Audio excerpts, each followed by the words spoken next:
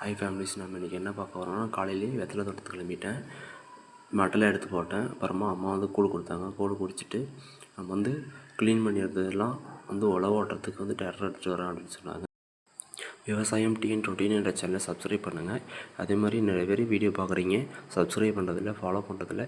ரெகுலராக விவசாயம் பிடிக்கும் அப்படின்னா கமெண்ட் பாக்ஸில் க்ரீன் கலர் ஆட்டின்னு கொடுங்க.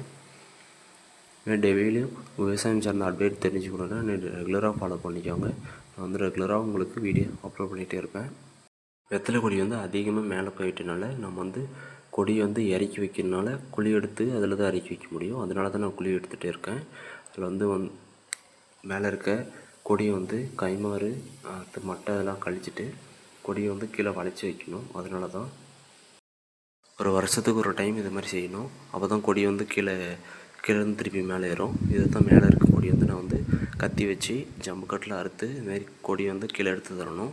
அதை வாங்கி கீழே குழியில் கொடியை இறுக்கி வச்சு ஜம்பு போட்டு கட்டுவாங்க.